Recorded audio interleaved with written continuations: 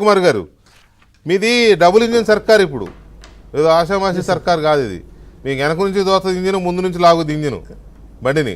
So ఈ double engine సర్కార్లో ఈ కేంద్ర ప్రభుత్వ సంస్థలు ఎప్పుడు వస్తాయి? అక్కడ లాబింగ్ చేసుకోవాలి.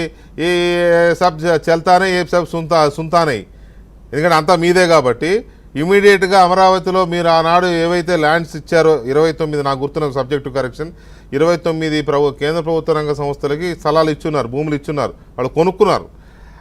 అక్కడ వర్క్ స్టార్ట్ అయిపోయి, అలాగే మీకు స్టేట్ గవర్నమెంట్కి సంబంధించిన వర్క్ స్టార్ట్ అయిపోయి మొదలు పెడితే ఆటోమేటిక్గా వస్తాయి కదా.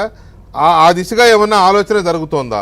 దీంట్లో కేంద్ర సహకారం ఎంతవరకు ఉండే అవకాశం ఉంది? సార్ సార్ ఫస్ట్ ఏమంటే ఆంధ్రప్రదేశ్లో మామూలు సాధారణ ప్రజలకి డబ్బులు ఎక్కడేం తెస్తారు ఇల్లు అని ఒక జనరల్ ఒక ఇది ఉంటుంది. దాన్ని క్లియర్ చేయాల్సిన బాధ్యత మాకైతే ఉంది. ఇది మేము ఫస్ట్ నుంచి చెప్తుంది ఏమంటే Amaravati is self the propelled capital. అంటే 33,000 ఎకరాలు ఏదైతే మేము ప్రజల దగ్గర తీసుకున్నాము, ప్లస్ 4,000 ఎకరాలు గవర్నమెంట్ ల్యాండ్స్, మొత్తం 37,000 ఎకరాలు ఉన్నాయి.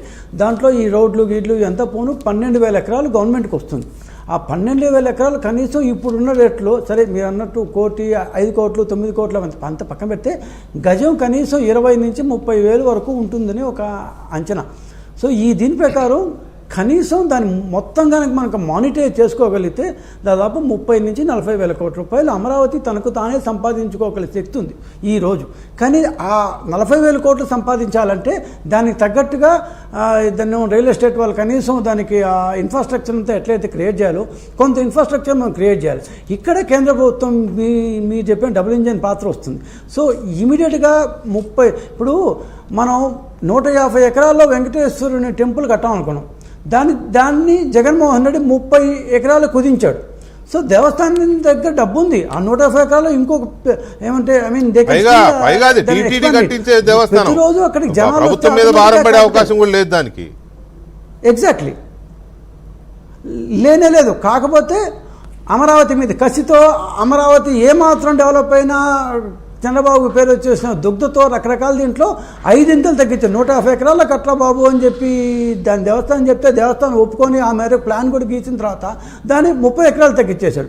అట్లా ఇప్పుడు మనం అదే 150 అక్కడే ఉంది, ఆ ల్యాండ్ ఎక్కడికి పోలేదు.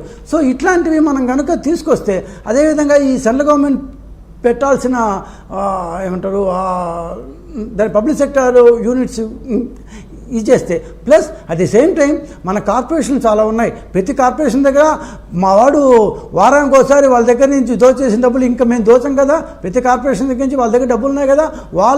ఇప్పుడు సివిల్ సప్లైస్ దగ్గర డబ్బులు ఉన్నాయి, ఏపీఎండిసి దగ్గర డబ్బులు ఉన్నాయి, ప్రతి కార్పొరేషన్ డబ్బులు ఉన్నాయి. ఒక 50 కోట్లు పెట్టి బ్రహ్మాండమైన బిల్డింగ్ వాళ్ళు కట్టుకోగలరు. కానీ ఇందులో ఏం చేసేది కానీ వాళ్ళ దగ్గర డబ్బులు కూడా దోచేసి ఖజానా ట్రాన్స్ఫర్ చేసుకుని ఖర్చు పెట్టారు. సో అట్లా ప్రతి పిఎస్యు, స్టేట్ పిఎస్లు కావచ్చు, సెంట్రల్ పిఎస్లు కావచ్చు, వాళ్ళ ఆఫీసులు కట్టుకుంటూ కూడా చాలా అక్కడ బ్యాంకులు వస్తాయి. ఇప్పుడు నేను చెప్పినట్టు 4,000 గృహాలు కరెక్ట్గా ఉన్నాయి ఆల్రెడీ. ఇప్పుడు మనం మాట్లాడుతుంటే ఆ పక్కన చూపిస్తాను ఇంతసేపటి నుంచి ఆ యొక్క బిల్డింగులు చూస్తే ఎవరికన్నా అమరావతి ఏం చేశారు ఇన్ని రోజులు గ్రాఫిక్స్ అంటారు కదా, అన్ని 100 ఫ్లాట్లు కనిపిస్తున్నాయి అక్కడ. ఇప్పుడు వస్తాం చూడండి, ఇప్పుడు చూస్తుంటే ఆ ఫ్లాట్స్ కనిపిస్తున్నాయి. అన్ని అపార్ట్మెంట్లు అక్కడ ఉన్నప్పుడు అమరావతి గ్రాఫిక్స్ అట్లా ఉంది, కళ్ళు లేని కబోది అయితే తప్ప. సో ఖచ్చితంగా ఈరోజు అక్కడ పోయి మనం ఉండగలిగిన ఏమంటారు దాన్ని లివబుల్ కండిషన్స్ కనుక మనకు ఏమాత్రం సృష్టించగలిగితే, కొంత త్యాగం చేసి కొంత దూరం పోయి, అది మంత్రులు కావచ్చు, ఎమ్మెల్యేలు కావచ్చు, మామూలు మాలాంటి వాళ్ళు కావచ్చు, ఇంకోరు కావచ్చు, అక్కడ కానీ ప్రైవేటు ఇప్పటిదాకా గవర్నమెంటే వచ్చింది, ప్రైవేట్ వాళ్ళకి మనం ఇవ్వలేదు. హైదరాబాద్ ఎట్లా డెవలప్ అయిందంటే ఇప్పుడు గచ్చిబౌలీలు, కొండాపూర్లు, దాని జూబ్లీ హిల్స్ గవర్నమెంట్ ఏమీ కట్టలేదు, జస్ట్ రోడ్లు వేసింది అంతే. ఈవెన్ చంద్రబాబు నాయుడు టైంలో కూడా హైటెక్ సిటీ ఒక్కటే కట్టారు. హైటెక్ సిటీ వెనకాల కట్టినంతా ఇట్స్ ప్రైవేట్ ఎక్స్పెండిచర్. సో ఒక్కసారి మనం అమరావతిలో ప్రైవేట్ ఎక్స్పెండిచర్ని వదిలి చూడండి. ప్రైవేట్ వాళ్ళకి రిటర్నబుల్ ప్లాట్లు దాన్ని అమ్మడము, లేకపోతే సిఆర్డీఏ చేత కట్టించడము, అంటే ఈ విధి విధానాల్లో దాని గవర్నమెంట్ తన చేతిలోనే మొత్తం పెట్టుకోవచ్చు, నేను కాదను. కానీ ప్రైవేటు దాంట్లో ఆ ఇన్వెస్ట్మెంట్ ఒక్కసారి వదిలి చూడండి. ఆంధ్రలో కలలేదు ఈ ఏరియా చుట్టుపక్కల ఉంది, ఇక్కడి నుంచి అనంతపురం దాకా ఒక్కసారి ఎవరు పెట్టుబడి పెట్టు, నేనే వచ్చి పెడతాను, నువ్వే వచ్చి పెడతావు. సో ఒక్కసారి ప్రైవేట్ ఇన్వెస్ట్మెంట్కి వదిలి చూడండి. ఆ స్థాయికి అమరావతిని తీసుకురాగలిగితే మాట్లాడుకుంటున్నది కూడా అదే. ఇవాళ మనం హైదరాబాద్ని ఎగ్జాంపుల్గా తీసుకున్నా, లేకపోతే ఇంకా వేరే వేరే సిటీస్ని, ఏ సిటీని మనం ఎగ్జాంపుల్గా తీసుకున్నా కూడా ప్రభుత్వ కార్యాలయాల వరకు ప్రభుత్వం పూర్తి చేసుకొని infrastructure, roads important, roads, power, drains, drinking water, ఇటువంటి వాటిని కనుక ప్రభుత్వం వేసుకుంటూ వెళ్ళిపోతే ఆటోమేటిక్గా ఇంతకుముందు మన తాతల కాలంలో మన చిన్నప్పుడు ఇల్లు కట్టినాక రోడ్లు వేసుకునేవాళ్ళు, ఇప్పుడు రోడ్డు ఉంటే ఇల్లు కట్టుకుంటున్నారు. ఇదో న్యూ ట్రెండ్ తెలిసిందే కదా. సో అందువల్ల ఇన్ఫ్రాస్ట్రక్చర్ చంద్రబాబు నాయుడు గారికి కథలు చెప్పేంత గొప్పవేం కాదు మనం, ఆయనకి తెలియదు కాదు, ఆయన ముందు మనమేమి ఇదని కాదు. కానీ కాకపోతే అప్పుడు జరిగిన ప్రయారిటీ వేరు, ఇప్పుడు జరగాల్సిన ప్రయారిటీ ఏంటి అనేదే చర్చ. సో ఈ విషయంలో గఫూర్ గారు ఇక్కడ సార్ 3 రోజుల క్రితం నేను చెప్పు విజయ్, చెప్పు ఒక్క నిమిషం చెప్పు.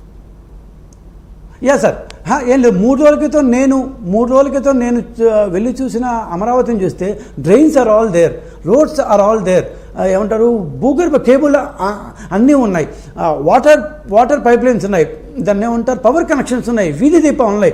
ఓన్లీ థింగ్ ఈజ్ ఇంటిని క్లీన్ చేసుకోవాలి. చాలా రోజుల తర్వాత మనం ఇంటిని పాడుపెట్టేసి ఒక 5 సంవత్సరాల తర్వాత మన ఇంటికి మనం వస్తే లోపల దుమ్ము ధూళి ఎట్లుంటుందో దాన్ని క్లీన్ చేసుకోవాలి. ఆ క్లీన్కి 3 నెలలు పడుతుంది. మీరు చెప్పినవన్నీ ఉన్నాయి, రోడ్స్ ఉన్నాయి, డ్రైన్స్ ఉన్నాయి, దాని ఎలక్ట్రిసిటీ, దాని లైన్స్ ఉన్నాయి, ఎవ్రీథింగ్ అదే.